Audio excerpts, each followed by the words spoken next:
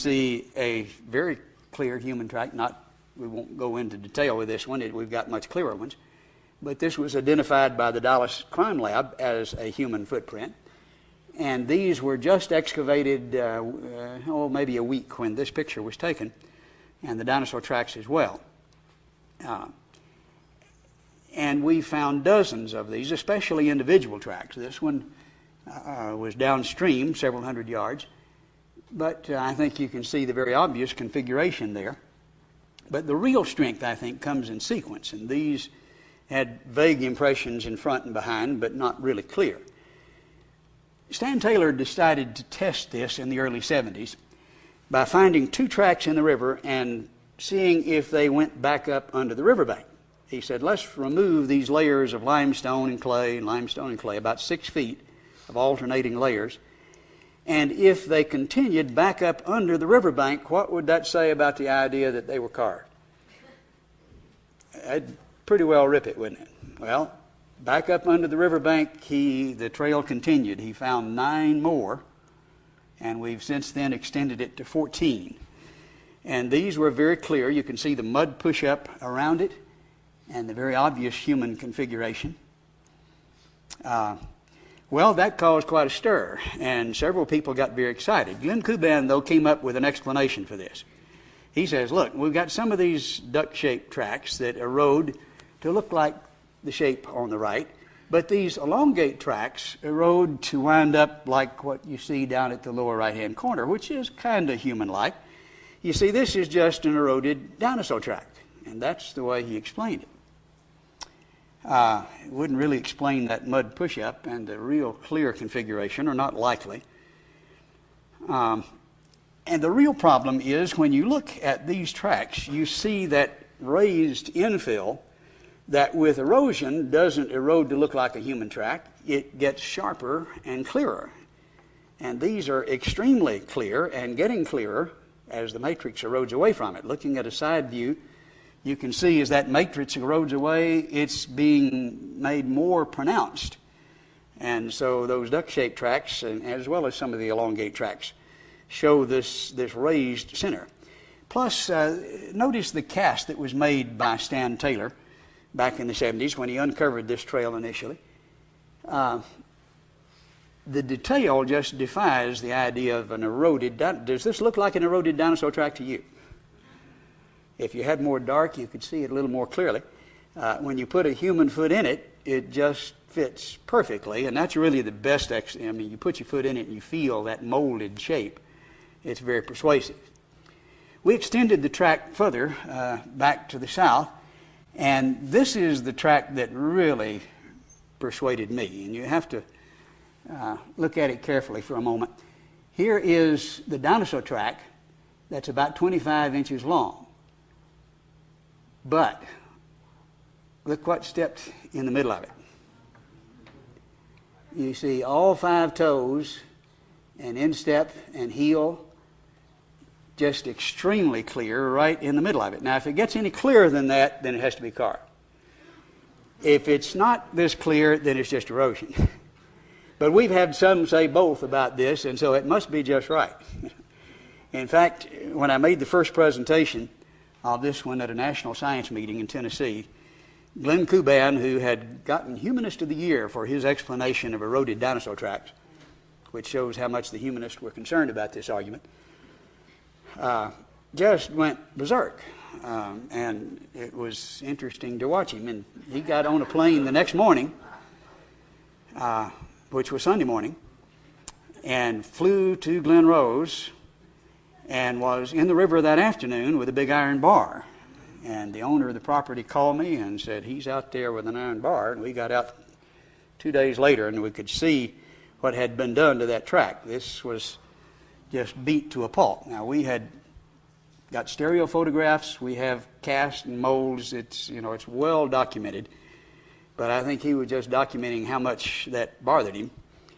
That one you can still see in a beat-up fashion, but there are a number of others in this sequence that are very impressive. This is several tracks up. This is +6. That was -3. And notice the 3 dinosaur tracks in the anterior portion, but again, something stepped here back toward the heel, a little further back in it.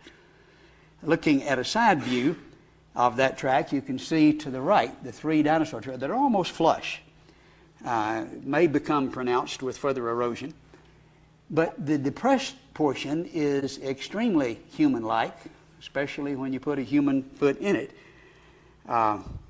Now, if these are human tracks, we should be able to measure them and see, all right, this is this length, and then this is the same length ahead. And we ought to be able to see a sequence of rights and lefts and rights and lefts, which is not going to be produced by erosion. Now, this one is a right. Directly ahead of it should be, this is the one directly ahead of it, a left. And we can actually see right, left throughout the whole sequence. Now, this is one that's, I think, very clear. This is the way it looked when we first saw it. Just to the upper right-hand corner, you can see something going on up there, but you can't tell. With a little more erosion, the next year we were able to see more clearly, and looking at a side view of that track, and you can see the sandbags in the background. This is at the bottom of the river. You can see the human track with the dinosaur track beside it, not within it, but beside it, and sometimes they're across. There's 134 dinosaur tracks on this platform with a sequence of 14 human tracks going right through the middle. And so sometimes they're within and sometimes across and sometimes beside. But you have here the entire sequence demonstrated of the human tracks and then an obvious trail of brontosaurus tracks going across at about a 30-degree angle. Now that's impressive evidence, not just something, well, that looks like a human foot. Well, you see lots of funny-looking things in rocks, but a right-left sequence.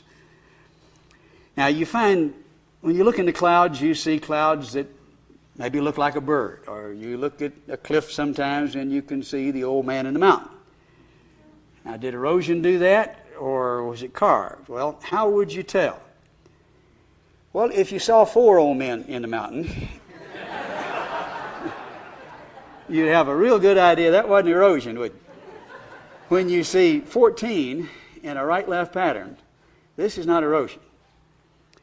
Besides that, it's excavated, almost all of them, from under the overburden. We see the analysis like this. All of them, 14 of them, at least have the general human shape. The length is very consistent, more so than the dinosaur tracks, actually, even though some of them are in the process of being revealed. You see individual toes in 7 of the 14, which is exceptional. Mary Leakey's tracks over in Africa, you don't see any individual. Well, you see the great toe in a few of them. Actually, only one that I remember, maybe 2. But none of the individual toes. And of course, I've shown you the most impressive ones. You can distinguish right from left in 12 of the 14. 2 of them are just oblong shapes. But in front of it is a right, and behind it is a right. They're consistent from one end to the other. And when Glenn Cluban is lecturing on this, guess which 2 he shows? You're right. But this is the way you do science. Richard Dawkins can sit behind his desk and say, I know humans and dinosaurs didn't live together, it has to be carved. But you get out and you do the excavation and you do the analysis and you do the measurements and you do a grid and you analyze this, and when you do, you come up with, I think, excellent evidence. Though the typical response is, well, yeah, that's interesting, but you need more evidence. Now that's just standard. You just say it that way, no matter how much you got, it seems like. We decided to follow this brontosaurus trail back in the opposite direction, and especially the drought of 2000, we were able to do more. We pumped the river dry and watered the farmers' fields on either side, and with about 3 months' worth of work, exposed a 500-foot consecutive trail. It's the longest consecutive trail on the American continent, second longest in the world. And it's not only the longest, I think it's the best. These tracks are some of the most spectacularly clear tracks in the world. I think maybe the most spectacular. And a creationist did that. Well, when we look at these tracks, the ones going behind the fellow standing there, they're very different. We know what dinosaur tracks look like.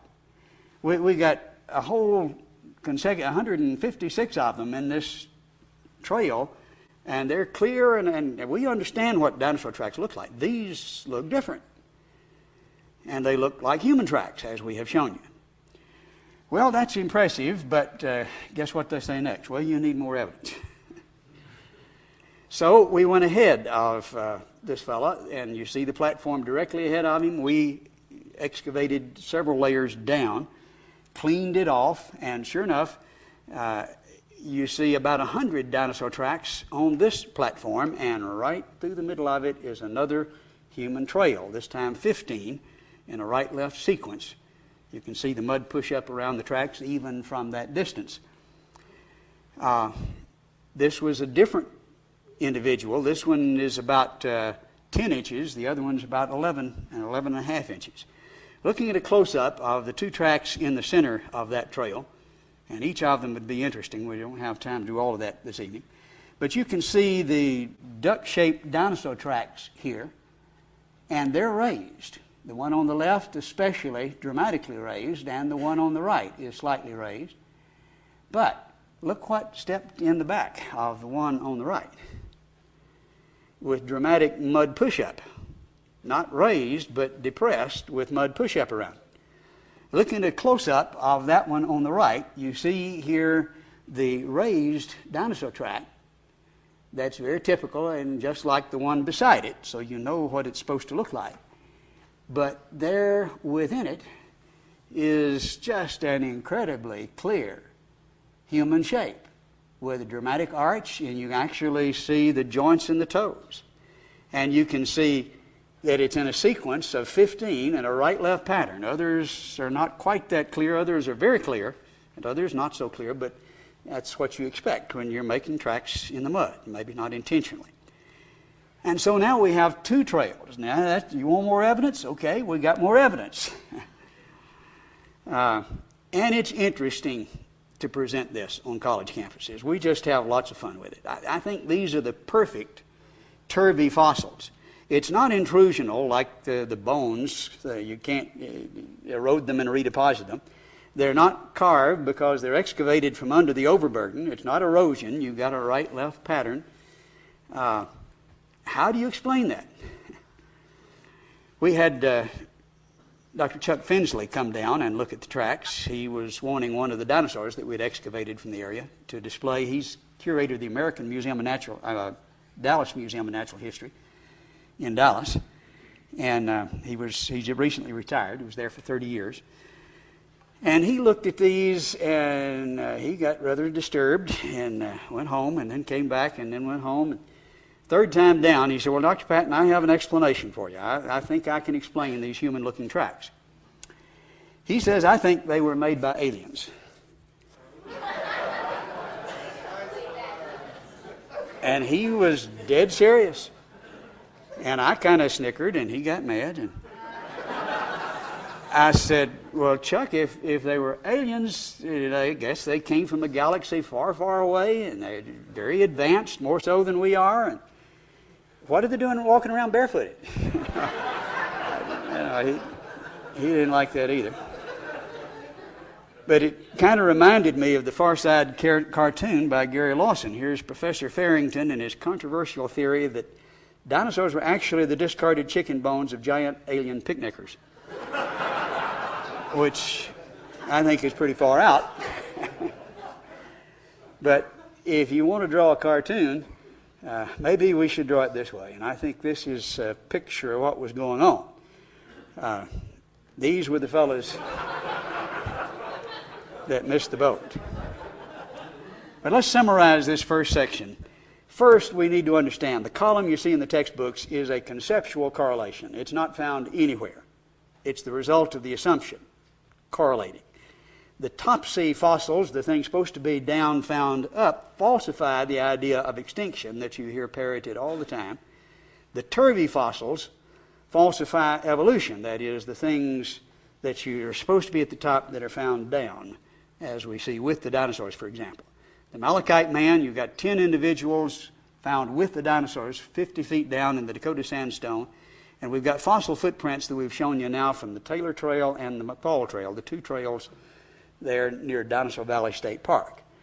Well, there's a lot more evidence, as you'll see. But let's take a break at this point and see if, we'll open it for questions. Why don't we take just a few brief questions and then we'll take a break? Yes? On your new evidence? I'm not allowed to speak for them. John's very much aware of this. And he doesn't like people to tell you what he thinks. If you know him, you're aware of that. But how shall I put it? I can tell you that he did give me permission to say he was very impressed by this model. He is in the process of revising his Young Earth book, and he told me that he was going to include these tracks in it just recently. Or was seriously considering it, or words to that effect. He has had some opposition, and it's more a political thing, and he would say that. There was one of the key men there at ICR that's dead set against it. His explanation to me was that I don't care whether they're real or not. This is something that's like a blow to the solar plexus to the evolutionist. And we don't want to make them mad. We just want to impress them with how good work, because as a devout Calvinist, he's convinced that evidence has nothing to do with faith, which I don't think is a scriptural position. We're supposed to be able to give a rational defense for our faith, a reason for the hope that's in us, and it's based on that. But no, it has nothing to do with faith. All you'll do is make them mad, and so he says he doesn't think that ought to be used. And that is not John's position, but that's the position of some there at ICR, and have brought serious pressure to bear on John not to do this, though I think it's a battle at this point. You just need to think for yourself. Sometimes people are in positions where they can't say all they want to say. And I'll just leave it at that. Yes? Have you guys done any studies on the distance between the human footprints to see how fast that guy was running? Yes. It varies. The average is 26 inches, and I can walk in those steps easily. Now, at 11.5 inches, if his proportions are average, then he's 6'4". Of course, lots of short people got big feet, so we don't know for sure. But I'm right at 6 feet, and I can walk in them without a whole lot of trouble. You do see that it starts out at the lower end in a fairly normal pace, and then it stops. And that real clear first track that I said persuaded me that was destroyed, that's a standing track. You get the little dots at the end with the hourglass shape, that's a standing track. And the next one overlaps. There's no distance in between. This one is overlapping. But from that point on, they get further and further and further apart. But the average is 26 inches. Okay. Good question. All right, why don't we take a break, and then we've got a lot more exciting stuff to show you. Back to the record of the rocks. We talked about the Malachite Man and then the fossil footprints there at Glen Rose. Also at Glen Rose, not in these two trails, is this burdick track that we saw earlier. After the confidence that we gained, I believe, from understanding the Taylor Trail. And by the way, when those markings began to be seen, I mean, here was what Taylor saw when he first excavated, and then as further erosion took place, more things began to be seen that weren't seen and weren't visible. We didn't see all the dinosaur tracks initially. Just the human tracks showed up to begin with. And then the dinosaur tracks began showing up. And we didn't understand that. And I backed away as well until we got down and were able to find out what was going on. And yes, we were right both times. Dinosaur tracks and human tracks. The dinosaur tracks, especially the upper part of the trail, are slightly raised. The human tracks are depressed. And so you can tell the obvious difference. But with the confidence we gained there, we went back to look at the verdict track. Is there a way to tell whether this is carved or not? Well, sometimes you find interior structure in a fossil, sometimes you don't. You have to just get lucky. But we decided to section. As you can see here, this has been sawed across. The greater displacement would be at the heel, and here is the cross section at the heel. And can you see the disturbed material directly under the heel? Now, carving would cut across the contours, but if the contours follow, then obviously you're looking at a carved, at a real fossil.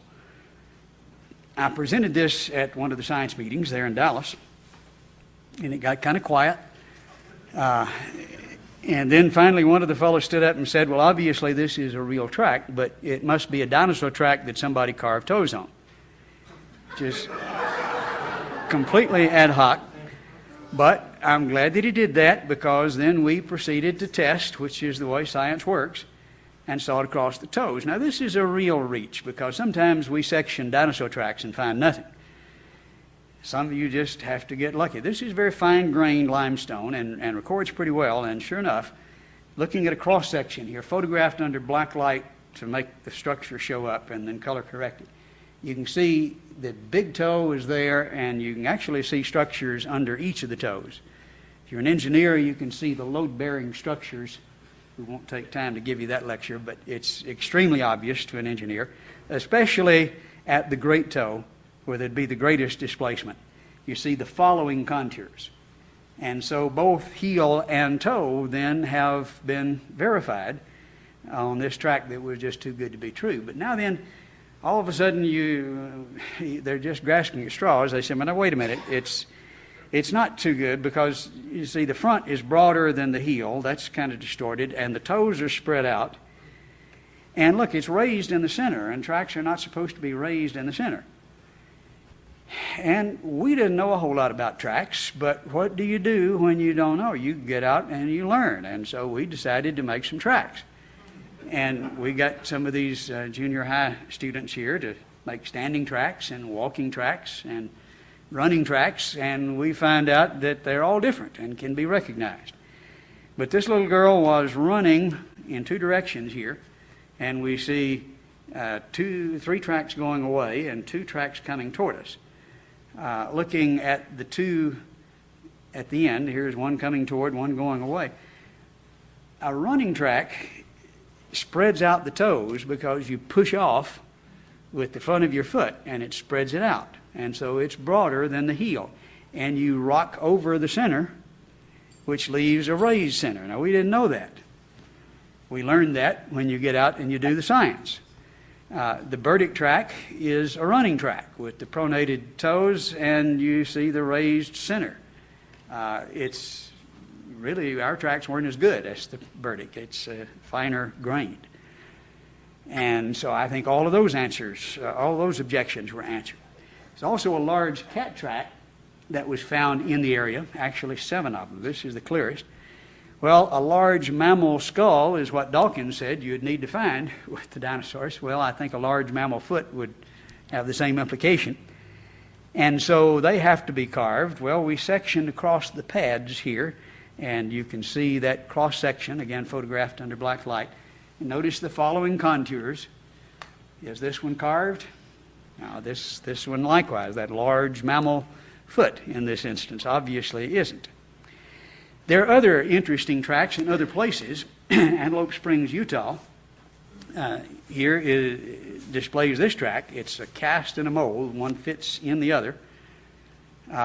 Looks like more a shoe or a sandal print. The interesting thing is this is in the Cambrian, and embedded in the heel is a trilobite, which is typical of that Cambrian area. And you can see that rolled almost like a roly-poly.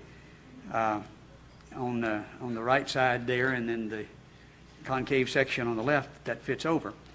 Now, this is, as we suggested, at the very bottom of the column. Now, normally, you don't find human tracks on the bottom of the ocean, which is the kind of environment reflected here. We wouldn't expect to, and normally you don't. But if you ever do once, you know they're not millions of years apart. Interestingly, Reader's Digest made reference to this and says the rock fell open like a book, revealing on one side the footprint itself, the other half slab showed an almost perfect mold, and the footprint and the fossil, which they're referring to here, close up here of that trilobite in the heel. If the print is what it appears to be, it would be sufficient to overturn all conventionally accepted ideas of human and geological evolution. Well, yes, that's if it's what it appears to be. It is now at the Creation Evidence Museum in Glen Rose. Interestingly, right along the side, some have pointed out maybe indications of stitching. It's possible. I'm not going to affirm that, but it would certainly be consistent with it and kind of looks like it.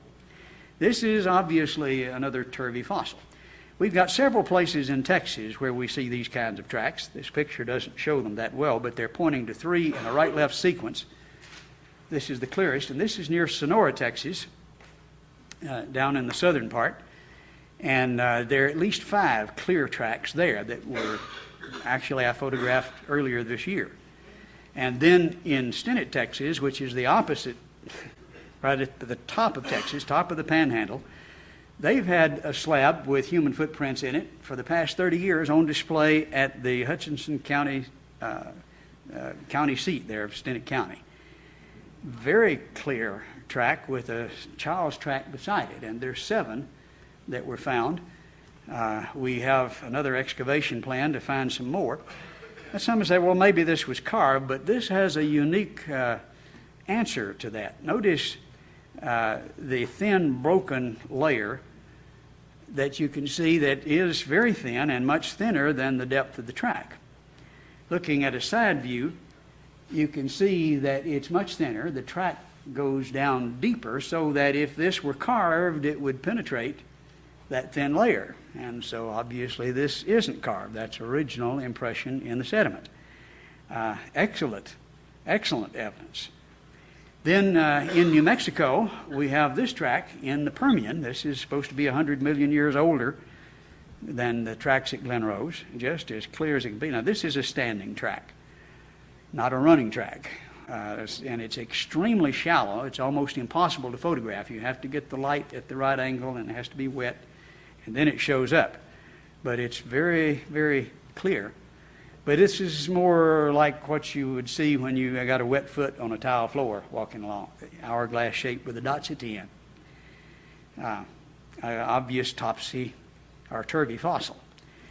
In Turkmenistan, there's a plain with all kinds of dinosaurs. This is where the longest consecutive dinosaur track in the world is, the only one longer than the one that we've uncovered. In Pravda, they made this report. The Turkmenian Plateau contains more than 3,000 footprints, but the most mysterious fact is that among the footprints of dinosaurs, footprints of bare human feet were found. We've not been able to get there. I had my visa. We had the fellow who was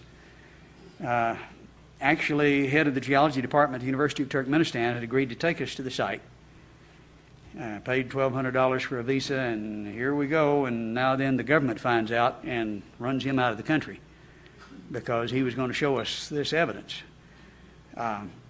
He made 3 expeditions to investigate, and in the book Science in the USSR says if we speak about human footprints, it's made by an animal, human-like animal. Incredibly, the footprint is on the same plateau where there are dinosaur tracks. If we speak about the human footprints, well, he says there are 3 trails of human tracks going through the middle, and Pravda reported it that way. We need good pictures, but interesting bit of evidence there. At Glen Rose, we have found this fossil. This is from about 5 miles downstream from where the dinosaur tracks are. That looks amazingly like a human finger, but you find lots of funny-looking rocks that look like things. Is there any way to understand? Well, the first thing they say is, well, most fossils are mashed flat, and they're not 3-dimensional. Yes, but not so at Glen Rose. For example, about 100 yards from the museum, I found this, and there are hundreds of them there, fossil of a worm, earthworm. Now, if anything's going to be mashed flat, it would be a worm, wouldn't it? But it's still fat and juicy, and it's typical of what you see there at Glen Rose. We sectioned, we see a very clear human track. We won't go into detail with this one. We've got much clearer ones. But this was identified by the Dallas Crime Lab as a human footprint. And these were just excavated, maybe a week when this picture was taken, and the dinosaur tracks as well. And we found dozens of these, especially individual tracks. This one was downstream, several hundred yards. But I think you can see the very obvious configuration there. But the real strength, I think, comes in sequence. And these had vague impressions in front and behind, but not really clear. Stan Taylor decided to test this in the early 70s by finding two tracks in the river and seeing if they went back up under the riverbank. He said, let's remove these layers of limestone and clay, about 6 feet of alternating layers. And if they continued back up under the riverbank, what would that say about the idea that they were carved? Sharper and clearer. And these are extremely clear and getting clearer as the matrix erodes away from it. Looking at a side view, you can see as that matrix erodes away, it's being made more pronounced. And so those duck-shaped tracks, and as well as some of the elongate tracks, show this raised center. Plus, notice the cast that was made by Stan Taylor back in the 70s when he uncovered this trail initially. The detail just defies the idea of an eroded. Does this look like an eroded dinosaur track to you? If you had more dark, you could see it a little more clearly. When you put a human foot in it, it just fits perfectly, and that's really the best. You put your foot in it and you feel that molded shape. It's very persuasive. We extended the track further back to the south, and this is the track that really persuaded me, and you have to look at it carefully for a moment. Here is the dinosaur track, and said he's out there with an iron bar, and we got out 2 days later and we could see what had been done to that track. This was just beat to a pulp. Now, we had got stereo photographs, we have casts and molds, it's well documented, but I think he was just documenting how much that bothered him. That one you can still see in a beat up fashion, but there are a number of others in this sequence that are very impressive. This is several tracks up. This is +6, that was -3. And notice the 3 dinosaur tracks in the anterior portion, but again, something stepped here back toward the heel, a little further back in it. Looking at a side view of that track, you can see to the right the 3 dinosaur tracks that are almost flush. May become pronounced with further erosion. But the depressed portion is extremely human-like, especially when you put a human foot in it. Now, if these are human tracks, that's about 25 inches long. But look what stepped in the middle of it. You see all 5 toes and instep and heel just extremely clear right in the middle of it. Now, if it gets any clearer than that, then it has to be carved. If it's not this clear, then it's just erosion. But we've had some say both about this, and so it must be just right. In fact, when I made the first presentation of this one at a national science meeting in Tennessee, Glenn Kuban, who had gotten Humanist of the Year for his explanation of eroded dinosaur tracks, which shows how much the humanists were concerned about this argument, just went berserk. And it was interesting to watch him. And he got on a plane the next morning, which was Sunday morning, and flew to Glen Rose and was in the river that afternoon with a big iron bar. And the owner of the property called. I'd pretty well rip it, wouldn't it? Well, back up under the riverbank, the trail continued. He found 9 more, and we've since then extended it to 14. And these were very clear. You can see the mud push-up around it and the very obvious human configuration. Well, that caused quite a stir, and several people got very excited. Glenn Kuban, though, came up with an explanation for this. He says, look, we've got some of these duck-shaped tracks that erode to look like the shape on the right. But these elongate tracks erode to wind up like what you see down at the lower right-hand corner, which is kind of human-like. You see, this is just an eroded dinosaur track, and that's the way he explained it. It wouldn't really explain that mud push-up, and the real clear configuration are not likely. And the real problem is when you look at these tracks, you see that raised infill that with erosion doesn't erode to look like a human track. It gets